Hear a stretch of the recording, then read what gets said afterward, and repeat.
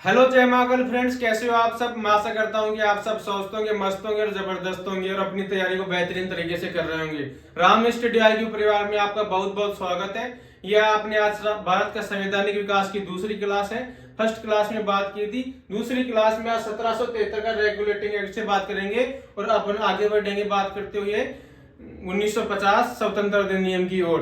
तो उससे पहले मैंने कुछ मेन टॉपिक लिख लिए हैं क्योंकि पिछली क्लास अपनी बड़ी हो गई थी और इस चीज को एक बाय एक समझते चलेंगे।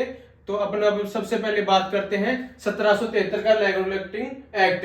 अपन रेगुलेटिंग एक्ट 1773 का रेगुलेटिंग एक्ट में सबसे पहले किसकी बात करते हैं, इसका ब्रिटिश प्रधानमंत्री कौन था, लॉर्ड नॉर्थ। 1773 का ब्रिटिश PM कौन था, लॉर्ड नॉर्थ। इसमें क्या हुआ था, बंगाल का गवर्नर जनरल बन गया था। 1773 का रेगुलेटिंग एक्ट में एक तो बंगाल का गवर्नर जनरल बन गया था। दूसरी बात करूं, बंगाल का फर्स्ट गवर्नर कौन था। बंगाल का फर्स्ट गवर्नर था क्लाइव और बंगाल का फर्स्ट गवर्नर जनरल कौन था, मतलब GG। फर्स्ट गवर्नर जनरल कौन था, वॉरेन हेस्टिंग। बात करें 1774 की, एक कलकत्ता सुप्रीम कोर्ट की स्थापना हुई। 1774 में क्या हुआ था, कलकत्ता सुप्रीम कोर्ट की स्थापना हुई थी। उसमें 4 सदस्य थे, 1+3, एक मुख्य तथा 3 अन्य सदस्य, एक चीफ जस्टिस। तो मैं बात करूं कलकत्ता सुप्रीम कोर्ट का फर्स्ट चीफ जस्टिस कौन था, एलिजा इम्प्रेगो बनाया गया। कलकत्ता सुप्रीम कोर्ट का फर्स्ट चीफ जस्टिस किसे बनाया गया, CJ चीफ एलिजा इम्प्रेगो। आगे बात करते हैं 1773 का रेगुलेटिंग एक्ट के बाद में दूसरा आता है 1784 का पिट्स इंडिया एक्ट। मैं बात करूं 1784 का पिट्स इंडिया एक्ट का प्रधानमंत्री कौन था। 1784 का पिट्स इंडिया एक्ट का प्रधानमंत्री था विलियम पिट्स। कौन, विलियम पिट्स। इसके बारे में क्या हुआ था कि 1784 के एक्ट में जो दो कार्य थे उनको 2 भागों में बांट दिया गया, अपने कार्य को पृथक कर दिया गया। तो एक तो कर दिया गया व्यापारिक कार्य, दूसरा कर दिया गया राजनीतिक कार्य। मतलब कोई भी कार्य था उसको 2 भागों में बांट दिया, एक तो व्यापार का, एक राजनीति का। तो व्यापारिक कार्य तो किसको दिया गया, बोर्ड ऑफ डायरेक्टर्स को, मतलब BOD को, बोर्ड ऑफ डायरेक्टर्स। और राजनीतिक कार्य दिया गया बोर्ड ऑफ कंट्रोल को, BOC को। तो BOC और BOD को लास्ट आगे चल के 1857 की क्रांति के बाद में गवर्नमेंट ऑफ इंडिया एक्ट आता है, तो उसके द्वारा समाप्त कर दिया गया। यहां से क्वेश्चन पूछा जाए कि BOC, बोर्ड ऑफ डायरेक्ट और बोर्ड ऑफ कंट्रोल, BOC और BOD का पूर्णतः अंत कौन से अधिनियम के द्वारा हुआ, 1858 का भारत शासन अधिनियम द्वारा। आगे बात करें 1784 के बाद में 1813 का चार्टर एक्ट। मैंने पिछली क्लास में भी बताया था, चार्टर का मतलब, एक्ट का मतलब है ईस्ट इंडिया कंपनी के द्वारा जो शासन किया गया था वो चार्टर एक्ट है। और ब्रिटिश शासन था वो था गवर्नमेंट ऑफ इंडिया एक्ट, मतलब भारत शासन अधिनियम। ठीक है, तो 1813 का चार्टर एक्ट, ये किसके द्वारा, मतलब ईस्ट इंडिया कंपनी का शासन हो रहा है। तो 1813 का चार्टर एक्ट में मतलब ब्रिटिश सरकार के द्वारा सबसे पहले इतिहास में सबसे पहले शिक्षा पर खर्च किया गया, वो भी कितना, 1 लाख रुपए। अब आप समझ रहे हो शिक्षा पर कितना कम खर्च था। तो शिक्षा पर पहली बार खर्च किया गया 1 लाख रुपए ब्रिटिश सरकार ने। कौन से एक्ट में किया, 1813 का चार्टर एक्ट में। और 1813 का एक्ट में ही चाय और चीनी को छोड़कर जो ईस्ट इंडिया कंपनी का जो व्यापारिक एकाधिकार था उसको बंद कर दिया गया। मुझे बताओ 1813 में चाय और चीनी, मतलब दोनों नाम राशि चाय चीनी को छोड़कर और जितने भी व्यापारिक एकाधिकार था उसको क्या कर दिया गया, पूर्ण रोक लगा दिया गया। और 1813 का चार्टर एक्ट में बताया गया जो ईसाई धर्म थे, ईसाई मशीनरी थे, उनको अपने अपने धर्म की प्रचार और प्रसार की अनुमति दी गई। कौन से चार्टर एक्ट में, 1813 के चार्टर एक्ट में। 1813 के चार्टर एक्ट के बाद में बात करते हैं 1833 का चार्टर एक्ट। 1833 का चार्टर एक्ट बंगाल का गवर्नर जनरल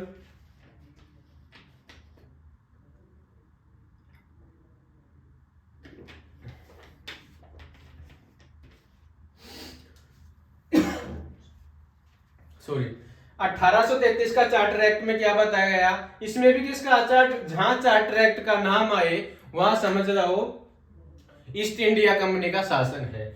तो 1800 चार्टर एक्ट में बताया गया बंगाल का गवर्नर जनरल भारत का गवर्नर जनरल बनाया गया। क्या बनाया गया, बंगाल का जीजी को भारत का जीजी बनाया गया। मतलब मैं बताऊं भारत 1833 का चार्टर एक्ट में फर्स्ट गवर्नर जनरल कौन था, भारत का फर्स्ट गवर्नर जनरल था विलियम बेटिंग। और ईस्ट इंडिया कंपनी के व्यापारिक एकाधिकार था उसको पूर्णतः समाप्त कर दिया गया। मतलब व्यापारिक जो इतना भी एकाधिकार था ईस्ट इंडिया कंपनी का उसको पूर्ण रूप से समाप्त कर दिया गया। यहां से दो क्वेश्चन बनते हैं, चाय तथा चीनी को छोड़कर ईस्ट इंडिया कंपनी के व्यापारिक एकाधिकार को बंद कौन से चार्टर एक्ट द्वारा किया गया, तब तो आंसर आएगा 1813। और ऐसे आ जाएगी ईस्ट इंडिया कंपनी के व्यापारिक एकाधिकार को पूर्ण रूप से बंद कर दिया गया, तब आंसर होगा 1833 का चार्टर एक्ट। ठीक है। और 1833 के चार्टर एक्ट में बताया गया कि विधि आयोग की स्थापना किसने, कौन से चार्टर एक्ट में हुई, 1833 का चार्टर एक्ट में किसके द्वारा की गई विधि आयोग की स्थापना, मैकाले के द्वारा। और 1833 का चार्टर एक्ट में ही दास प्रथा का समाप्त कर दिया गया। मतलब दास प्रथा को समाप्त करने का अधिनियम भी 1833 का चार्टर एक्ट में गया।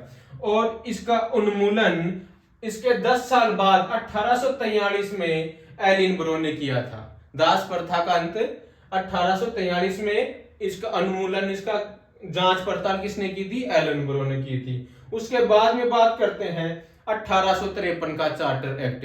ये भी मतलब ईस्ट इंडिया कंपनी का एक्ट। इसमें सिविल सेवा का स्थापना की गई 1853 में। क्या की गई, और इसमें खुली प्रतियोगिता, जो अपन आज जो एग्जाम दे रहे हैं, कोई भी वनडे एग्जाम, कोई भी एग्जाम दे रहे हैं कंपटीशन का, इसका कौन से एक्ट में हुआ था, इसकी स्थापना 1853 से चली आ रही है, खुली प्रतियोगिता का। और ये कौन सा चार्टर एक्ट था, ईस्ट इंडिया कंपनी का अंतिम चार्टर एक्ट था। मतलब कि 1853 का ईस्ट इंडिया कंपनी की। 1853 के बाद में 1857 की क्रांति हो गई थी और 1858 में भारत शासन अधिनियम आ गया था। तो 1853 में अंतिम चार्टर एक्ट था जिसका राजलेख है। उसके बाद में 1857 की क्रांति हुई।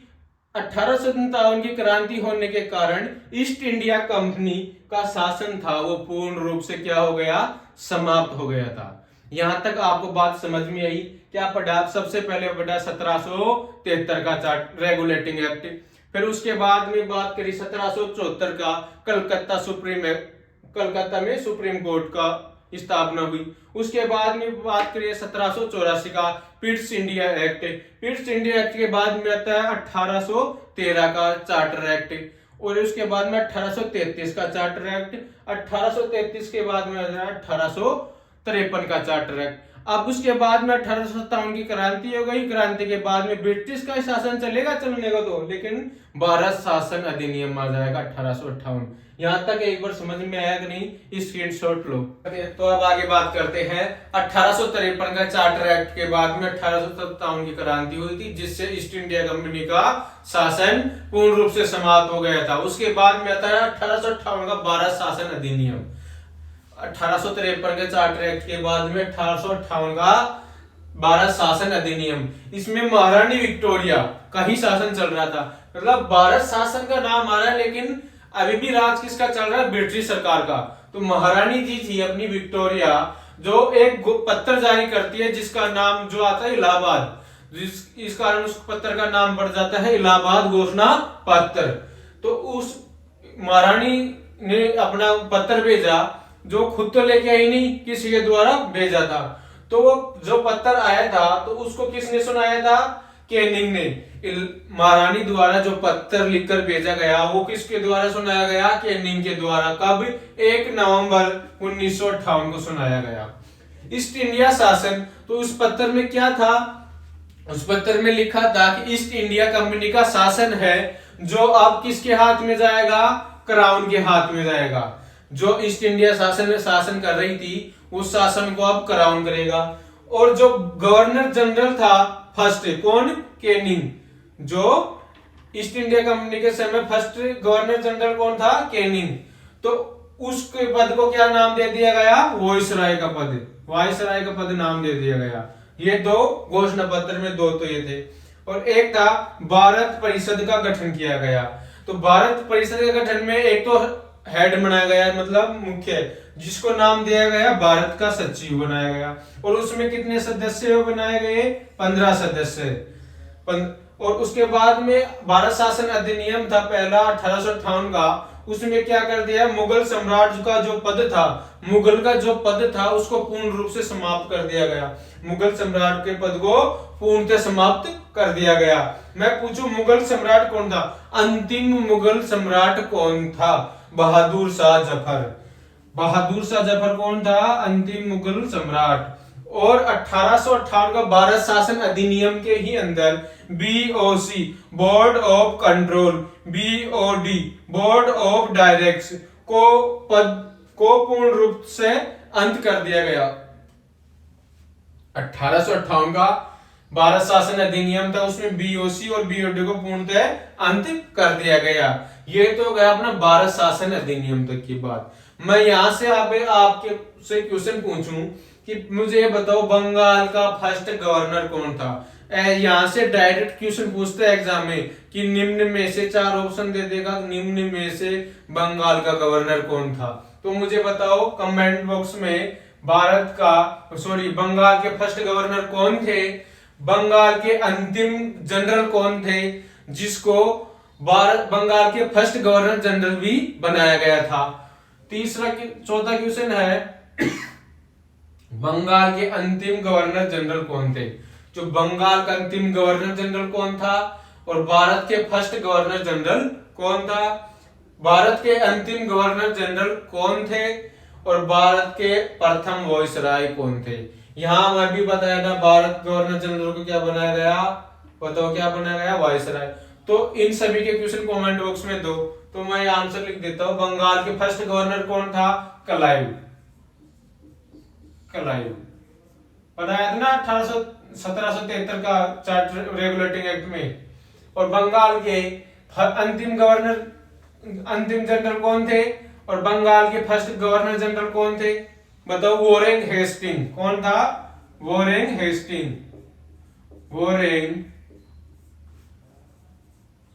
हेस्टिंग। बंगाल के जनरल के पद को ही बंगाल का गवर्नर जनरल बनाया गया था। और बंगाल के अंतिम गवर्नर जनरल को भारत का गवर्नर जनरल बनाया गया था।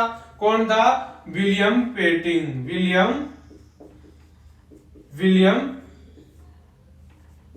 बेंटिंग।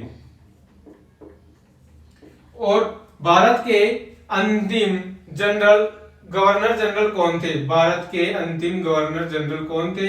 और भारत के प्रथम वायसराय कौन थे? बताओ कौन थे? भारत के अंतिम गवर्नर जनरल कौन थे? केनिंग। यहां से डायरेक्ट क्वेश्चन पूछ लेता है, अपन कंफ्यूज हो जाते हैं। इस कारण मैंने यहां सभी को एक साथ लिख दिया। बोलो यहां तक आपको कोई डाउट, यहां तक कुछ समझ में आया कि नहीं आया? एक बार इसको नोट डाउन करो या स्क्रीनशॉट लो। तो अब आगे बात करते हैं 1858 के बाद में 1861 का अधिनियम, गवर्नमेंट ऑफ इंडिया एक्ट 1861 का।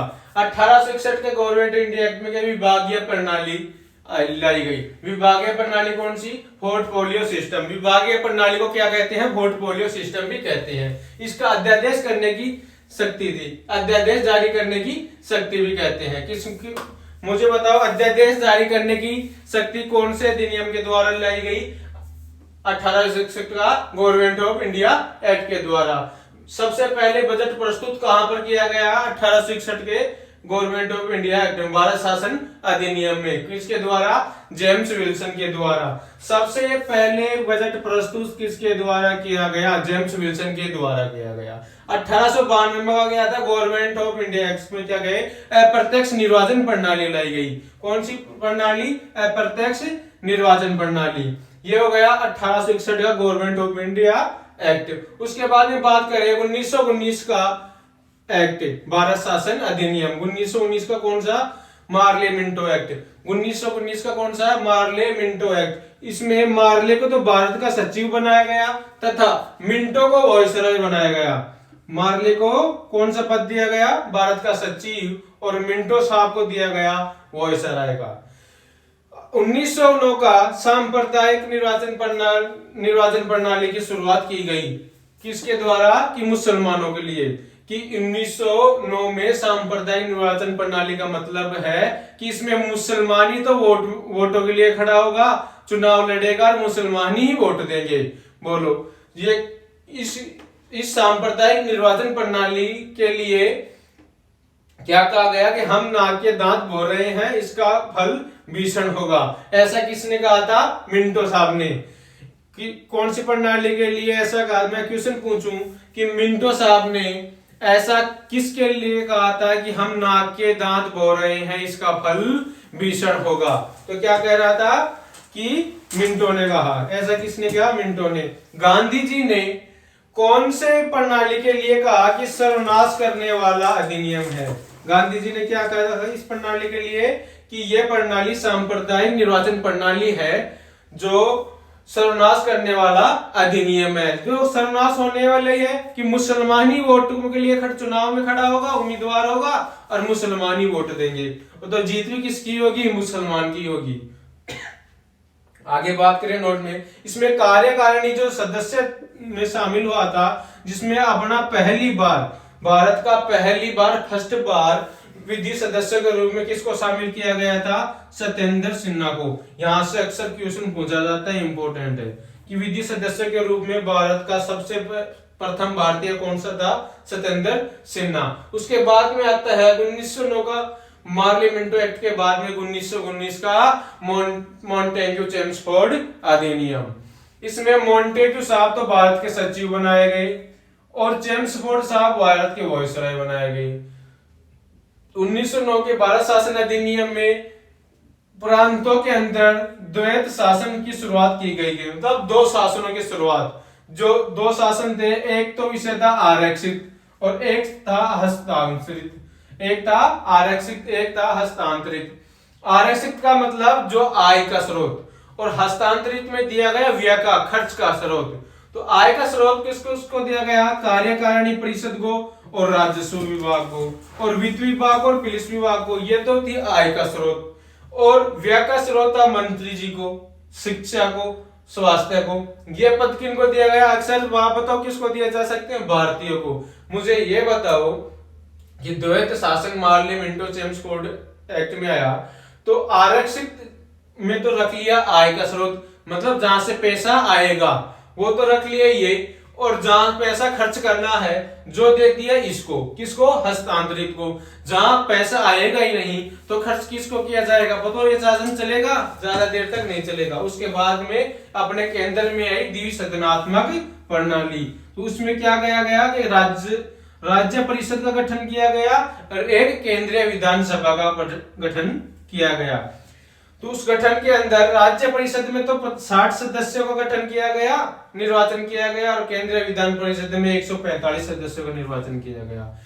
राज्य परिषद में जो 60 सदस्य थे उनका कार्यकाल था 5 वर्ष का, और केंद्रीय विधानसभा में जो कार्यकाल के जो सदस्य थे उनका कार्यकाल था 3 वर्ष का। और 1919 का मॉन्टेग्यू चेम्स एक्ट के अनुसार ही लोक सेवा आयोग, पब्लिक सर्विस कमीशन के गठन की सिफारिश की गई। सिफारिश की मतलब सबसे पहले बात किस एक्ट में की गई? किसकी? लोक सेवा आयोग की, 1919 के एक्ट में। और इसको ली आयोग, PSC, पब्लिक सर्विस कमीशन, ली आयोग को 1926 में गठन किया गया। मुझे बताओ ली आयोग के फर्स्ट अध्यक्ष कौन थे? सर रोस बर्कर। ये ली आयोग मतलब पब्लिक सर्विस कमीशन आगे चलकर यूपीएससी में बदल जाएगा union public commission service commission. PSC आगे चलकर किसमें बदल जाएगा? यूपीएससी में यूनियन पब्लिक सर्विस कमीशन में। कब? 1950 में। और इसमें 1909 के मॉन्टेग्यू चेम्सफोर्ड अधिनियम में पहली बार महिलाओं को वोट देने का मौका दिया गया और इसमें 10 वर्ष बाद एक समीक्षा आयोग का भी गठन किया गया। मतलब कि जो चुनाव कराए जाएंगे जिसकी सिफारिश उसकी समीक्षा करने के लिए कोई कमेटी बनाई गई, उसका एक गठन किया गया और जिसको लागू लगभग 10 वर्ष बाद 1921 में किया गया। तो अब अपन को आज क्या क्या पढ़ लिया? 1861 के बाद में 1909 का, उसके बाद में 1919 का मॉन्टेग्यू चेम्सफोर्ड अधिनियम, और ये आगे चल के किस में बदल जाएगा? ली आयोग 1926 में आया। किसके द्वारा? इसके अध्यक्ष थे कौन? सर रोस बर्कर। और आगे चल के यूपीएससी में बदल जाएगा। आज अपन ने यहां तक पढ़ा। आगे अपना एक्ट बच गया 1935 का भारत शासन अधिनियम, जो कि बहुत महत्वपूर्ण है, बहुत इंपॉर्टेंट है, वो करेंगे नेक्स्ट क्लास में। आज के लिए इतना ही। क्लास यदि समझ में आया, अच्छा लगे हो तो लाइक करें, शेयर करें, सब्सक्राइब करें। थैंक यू, धन्यवाद।